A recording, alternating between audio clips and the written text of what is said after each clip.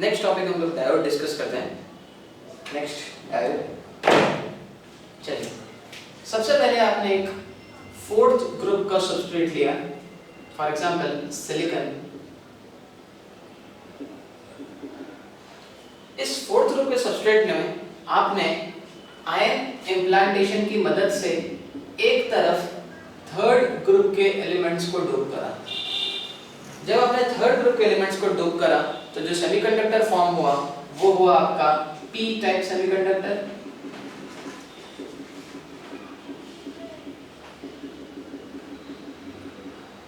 Similarly इस तरफ आपने फिफ्थ ग्रुप के एलिमेंट्स की डोपिंग करी तो जो सेमीकंडक्टर फॉर्म हुआ वो आपका N type semiconductor. Negative negative negative negative negative negative.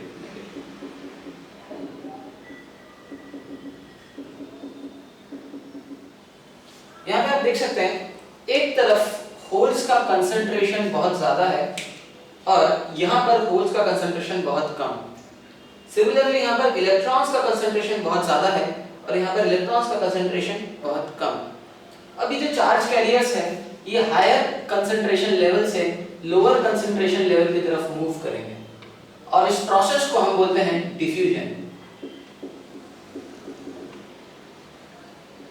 This process is called as diffusion.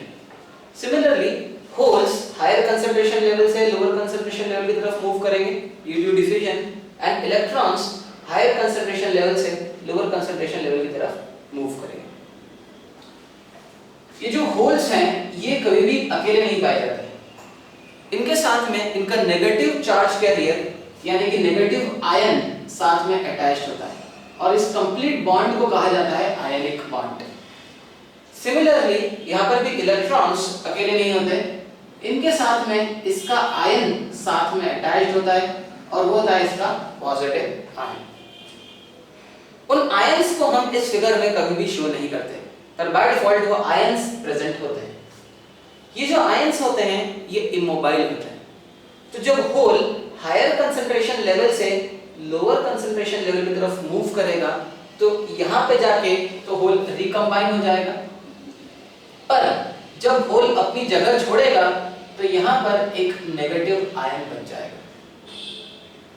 तो ये जैसे जैसे होल्स एन टाइप की तरफ ट्रेवल कर रहे हैं यहाँ पर इनके अपोजिट पोलैरिटी के आयंस आना स्टार्ट हो जाएंगे। सिमिलरली ये जो इलेक्ट्रॉन्स हैं जब इलेक्ट्रॉन्स हायर कंसंट्रेशन लेवल से लोअर कंसंट्रेशन लेवल की तरफ मूव करेंगे तो जैसे इलेक्ट्रॉन यहाँ पर आएंगे ये रिकम्बाइन हो जाएंगे और यहाँ पर बच जाएंगे अपोजिट पोलैरिटी के ions, positive ion positive ion positive ion positive ion. तो यहाँ पर एक रीजन क्रिएट हो जाएगा जिसके अंदर सिर्फ और सिर्फ इमोबाइल आयंस बाकी रह जाएंगे। ये रीजन कहलाता है डिप्लीशन रीजन। डिप्लीशन इसलिए क्योंकि it is depleted of the charge carriers. यहाँ पर अब चार्ज कैरियर नहीं है, सिर्फ और सिर्फ आयंस प्रेजेंट है। क्वेश्चन ये आता है कि डिफ्यूजन प्रोसेस अब कब तक आपकी चलती रहेगी, कब तक कंटिन्यूएशन में रहेगी।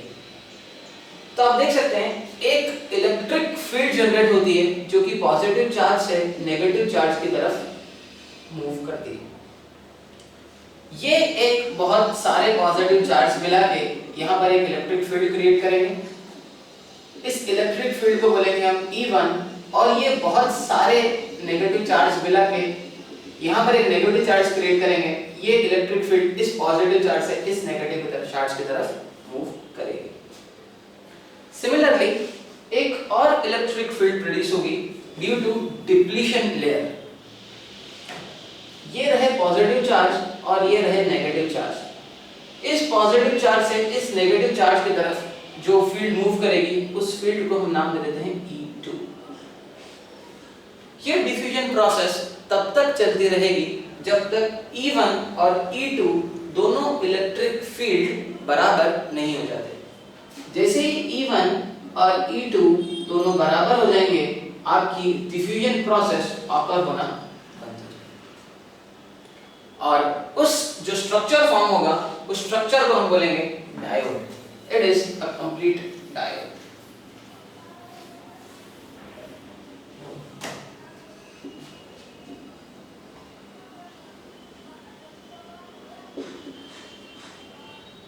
p type negative negative negative negative negative negative, positive positive positive positive positive positive and negative. चलिए next point, forward bias diode. Forward bias का मतलब होता है जब हमने p टाइप को बैटरी के पॉजिटिव टर्मिनल से कनेक्ट कर दिया और n टाइप को बैटरी के नेगेटिव टर्मिनल से कनेक्ट कर दिया, तो इसको हम बोलते हैं फॉरवर्ड बायस। अब आप जैसे जैसे यहाँ पे वोल्टेज बढ़ाते जाएंगे, फॉर एग्जांपल 0, 0.1, 0.2, 0.3 ऐसे बढ़ाते बढ़ाते आप जैसे ही 0.7 तक पहुंचेंगे, आपका डायोड कंडक्ट करना स्टार्ट कर देगा। This is the VI characteristics of the diode. This is voltage and this is current.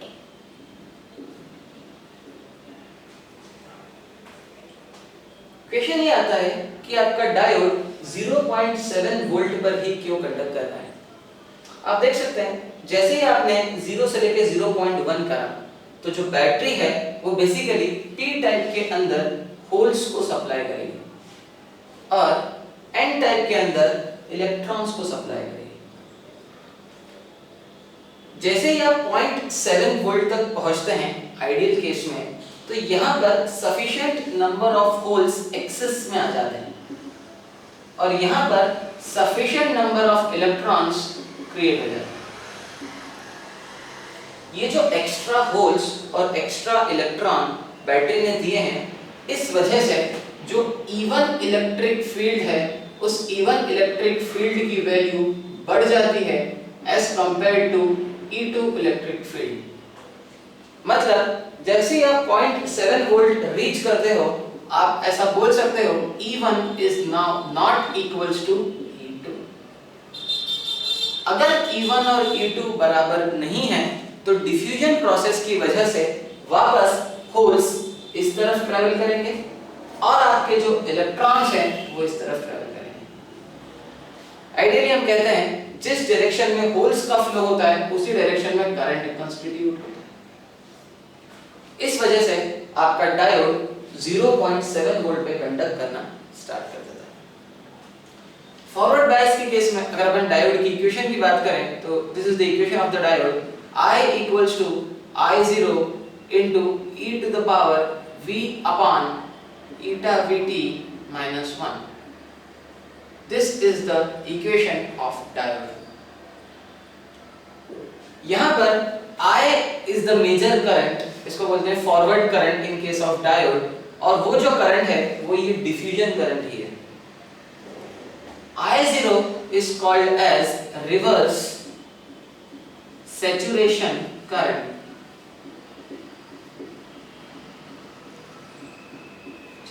अब हम इस करंट के बारे में समझते हैं कि रिवर्स सैचुरेशन करंट क्या होता है। आपने देखा कि यहाँ पर एक डिप्लीशन लेयर फॉर्म हो चुकी है।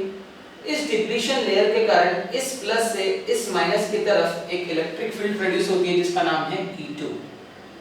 अगर किसी पॉजिटिव चार्ज कैरियर को मैं अगर इलेक्ट्रिक फील्ड में रखता हूँ, तो वो पॉजिटिव चार्ज कैरियर है वो इलेक्ट्रिक फील्ड की डायरेक्शन में ट्रैवल करता है, और अगर किसी नेगेटिव चार्ज कैरियर को आप इलेक्ट्रिक फील्ड के अंदर रखते हैं, तो वो इलेक्ट्रिक फील्ड की अपोजिट डायरेक्शन में ट्रैवल करता है।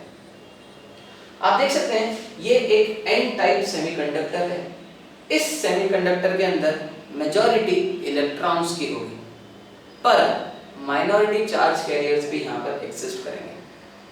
यहाँ पर जो माइनॉरिटी चार्ज कैरियर्स होंगे वो होल्स होंगे, कुछ माइनॉरिटी चार्ज कैरियर्स। अब ये जो डिप्लीशन लेयर फॉर्म हुई है, इसकी वजह से जो इलेक्ट्रिक फील्ड क्रिएट हुई है from this plus two this minus, ये जो इलेक्ट्रिक फील्ड है ये इन माइनॉरिटी चार्ज कैरियर्स को ड्राइव करवाएगी, और आपके जो माइनॉरिटी चार्ज कैरियर्स हैं वो जंक्शन क्रॉस करना स्टार्ट कर देंगे। मतलब होल्स अब यहां से यहां पे ट्रैवल करेंगे opposite to the direction of conventional current. मतलब अब आप बोल सकते हो कि आपका करंट इलेक्ट्रिक फील्ड की वजह से, कुछ माइनॉरिटी चार्ज कैरियर्स की वजह से इस डायरेक्शन में फ्लो कर रहा है, in the reverse direction. hence the name reverse saturation current. ये जो करंट है, ये करंट कहलाता है ड्रिफ्ट करंट। ड्रिफ्ट करंट का मतलब होता है कि जो करंट इलेक्ट्रिक फील्ड के डायरेक्ट इन्फ्लुएंस में आने की वजह से फ्लो होता है, उस करंट को हम बोलते हैं drift current. Next V. V is called as voltage across the diode. Eta is called as ideality factor. Eta की वैल्यू हम जनरल केसेस में 1 रेफर करके चलते हैं। Eta is ideally equals to 1. Practically germanium के केस में ईटा की value 1 होती है और सिलिकॉन के केस में ईटा की वैल्यू 2 होती है, पर मैथमेटिकल कैलकुलेशंस को आसान करने के लिए हम यूजुअली ईटा इक्वल्स टू 1 लेके ही काम करें। VT is called as volt temperature equivalent. VT is another constant. VT की वैल्यू होती है K into T by Q. VT को हम बोलते हैं वोल्ट टेम्परेचर इक्विवेलेंट, जहां पर यहाँ पर K जो है वो K कहलाता है Boltzmann constant, T is the temperature and Q is the charge. Room temperature पर जो VT की वैल्यू आती है वो अप्रॉक्सीमेटली 26 मिलीवोल्ट हम रेफर करते हैं। तो this is the entire operation of the diode when the diode is forward biased. अगर आप डायोड को रिवर्स्ड बायस करते हैं तो आप देख सकते हैं यहाँ पे कि रिवर्स्ड बायस का मतलब होता है जब positive terminal P type battery के नेगेटिव टर्मिनल से कनेक्ट हो जाए और जो N टाइप है वो बैटरी के पॉजिटिव टर्मिनल से कनेक्ट हो जाए। This is the case when the diode is reversed bias. Positive positive positive,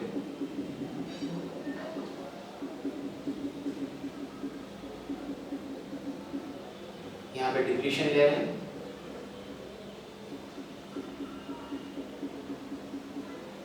this is again N type semiconductor. जब आप P टाइप को बैटरी के नेगेटिव टर्मिनल से कनेक्ट कर देंगे और N टाइप सेमीकंडक्टर को बैटरी के पॉजिटिव टर्मिनल से कनेक्ट करेंगे तो हम इसको बोलेंगे reversed bias condition. Reversed bias में आप देख सकते हैं ये जो बैटरी का नेगेटिव टर्मिनल है, ये जो होल्स हैं अब ये बैटरी के नेगेटिव टर्मिनल की तरफ अट्रैक्ट होना चालू हो जाएंगे। तो होल्स जैसे ही नेगेटिव टर्मिनल की तरफ मूव करेंगे, यहाँ पर उसका आयन छोड़ देंगे, वो हो जाएगा आपका नेगेटिव आयन। ये होल भी जब मूव करेगा तो यहाँ पे आ जाएगा नेगेटिव आयन, ये होल भी जब मूव करेगा तो यहाँ पे भी आ जाएगा नेगेटिव आयन, नेगेटिव आयन। आप देख सकते हैं नंबर ऑफ आयंस इंक्रीज हो रहे हैं जब आपने रिवर्स बायस अप्लाई किया।